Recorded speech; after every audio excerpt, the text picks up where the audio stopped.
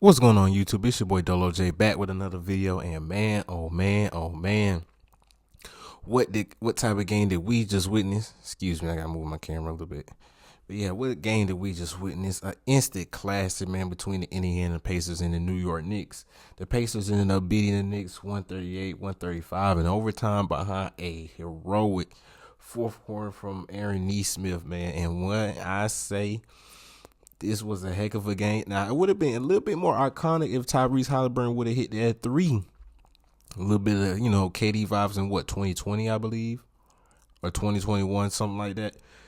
Foot on the line. He tried to hit the Reggie. He tried to hit the Reggie Miller, but ultimately he just ended up sending the game in the overtime. But I just want to talk about how the Pacers always seem to find a way in close games, bro. When it just looked like they're out and looked like the game was pretty much over with, they just seem to always find a way. They always find a way, whether it's Halliburton or Turner or Siakam. Tonight it was Nesmith. It was a real team effort at the end of the day, man. And the Knicks, if you're the Knicks, man, you're heartbroken. You're heartbroken. You lose a game where Cat and Jalen Brunson combined for 78 points. Brunson had 43 points, 5 assists. Towns had 35 points, 12 rebounds, and Towns had a very, very efficient game, 11 to 17 from the field, 4 of 8 from the 3-point line. And Bridges and OG both poured in 16 points each. Josh Hart was doing this thing on the offensive glass. He had he was doing this thing on the offensive glass, had 13 rebounds in total, also had 7 assists, only 8 points.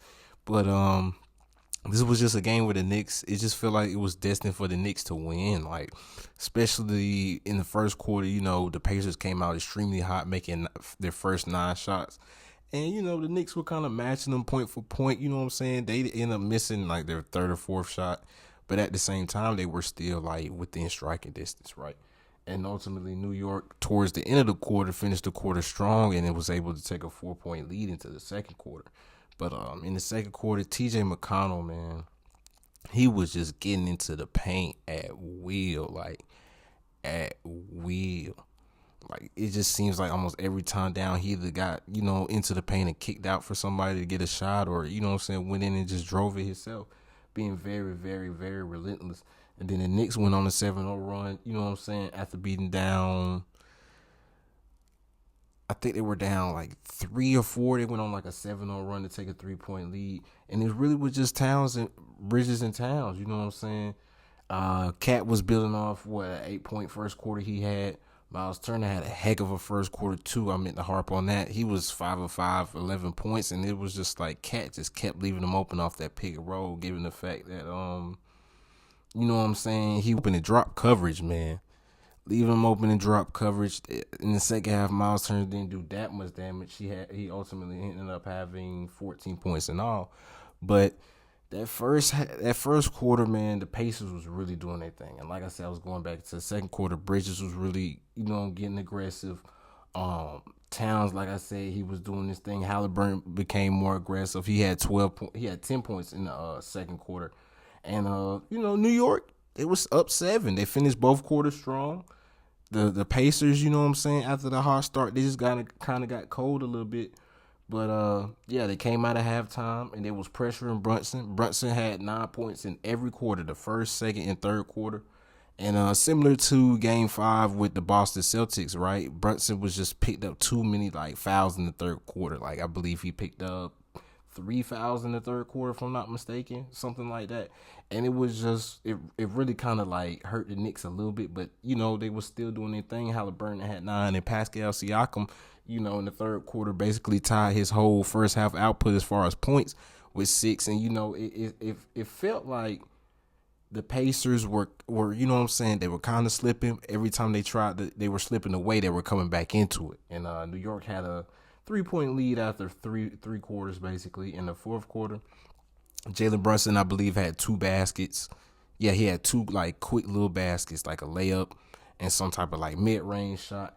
Then he picked up his 5th foul, and then New York went on a crazy, 14-0 run.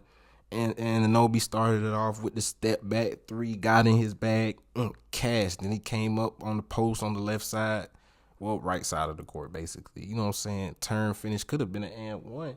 And they also got, I think, Deuce McBride and Cat also got fouled on back-to-back 3-point attempts. Deuce McBride hit 2 or 3 of his free throws. Cat hit all 3 of his free throws. That was the 10-0 run. And it was just like, at this point, I really believe like it was over. Like it was completely over, bruh. Like, I was like, yeah, Pacers, y'all ain't got it. Y'all came out a little slow. Y'all might have to just take game one. And then Aaron Nesmith, bro.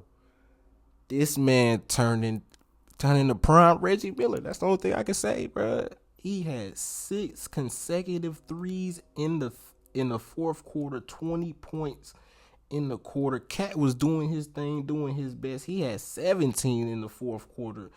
And it was just like, it was like Nesmith hit 1 3. All right.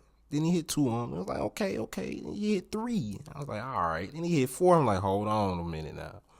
Then he hit 5 where he made, I think he hit the 5th one when he made Josh Hart slip. Then he hit another one. I'm like, bro. And they were going down fouling. I think Cat missed the free throw, and I think somebody else missed the free throw. Brunson missed the free throw, so that kind of opened the door for him. And then Halliburton was going for the 2, going for the layup, lost the ball, and ultimately ended up, man, basically just like stepping back and, like I said, getting his KD on in 2020, 2021, whenever that was, when they were going against the Bucks and they almost beat him, but he had his foot on the line. And then he tried to hit the Reggie Miller choke. I was talking to my pops about that. That would have been so iconic, bro. Like, that would have been so iconic if he would have just gained that. Like, I really wish that was a 3. And I'm a biased fan. I ain't really, you know what I'm saying, root for nobody like that. But at the same time, like, it was just a heck of a game. And it was a type of game that ultimately, from my recent memory, I don't think we've had for about a good, maybe at least 5-6 days in the NBA. This was a type of game we needed. This was from a fan's perspective, I loved it. And I also loved the Pacers. Like I said, they were doing it by committee. Pascal had 17 points. Nembhard had 15 points. Like I said earlier, Turner had 14 points. McConnell had 10 points. Obi Toppin had 8. Mather had 9. And Obi Toppin led the team in rebounding with 10 rebounds. And he only played 20 minutes, so that's kind of crazy. Like, and it's like the Pacers have something. It's like, I don't know if they got like voodoo or like, it's not voodoo, but it's just something about them in close games and coming back and ultimately end up pulling out. And I think it's a testament to, you know, Rick Carlisle and the staff basically putting the Pacers in position to, when the games are close, one, to always, you know what I'm saying, know that they never out of it. Like Tyrese said after the in the post-game interview, like, it ain't over till the clock is 0. And that's what the Pacers play like. Like, they play every game till, like, it's not over till the clock hit 0. And then ultimately in the overtime, you know, the teams were going back and forth. I think Nembhard had the first 5 points for the Pacers. Brunson was doing his thing, you know what I'm saying, getting to the free throw line, hitting shots. But ultimately, you know, Tyrese being clutch, I think he hit a layup to take the lead, right? And then ultimately, you know, the Knicks got the ball, or I think they missed or something like that. I'm sorry, it was so much happened. I'm trying to remember off top. But yeah, they got the ball. The Knicks got the ball somehow, and they were inbounding it. I think it might have been off a made basket or not, but they inbounded it, you know what I'm saying? They threw it off, and boom, it hit Brunson. And Brunson was trying to hurry up and get him to inbound the ball, but the Pacers were like, nah, we finna challenge that. And that's another thing I want to talk about too. Rick Carlisle really, really like played his cards well, because the Knicks challenged something very early in the game, ended up losing the challenge, and ultimately it was like 2 or 3 other like instances where they could have challenged it, but they didn't have it. Rick Carlisle basically held his challenge to the very possible second in the fourth quarter. Like, I think he used it within the last 2 minutes of the fourth quarter, if I'm not mistaken. Boom, ends up winning it. Boom, ends another one in overtime, saves it. And now he, you know what I'm saying, it kind of won him the game, bro. It won him the game. So, Pacers take game 1. Hell of a game. Like I said, Towns wasn't even in foul trouble this game. Like, Towns was able to get on the, you know what I'm saying, get a rhythm. Deuce McBride had some bright spots. Cameron Payne hit 2 threes. Mitchell Robinson, it seemed like every time he came in the game, he got an offensive rebound immediately. Like, you know what I'm saying? So, the Knicks, you got to go back to the drawing board. And it was just turnovers when they turned the ball over, like, and kind of when they went cold, like. And one more thing, the Pacers were coming getting threes, and the Knicks were coming down getting twos. So, over time, they basically, you know what I'm saying, 3 is more than 2. You know how analytics is. But this has been your boy Dolo J. Heck of a game. I'll be seeing y'all tomorrow night after Game 2 of the Thunder and Wolves Western Conference Finals. Until next time, man. Peace.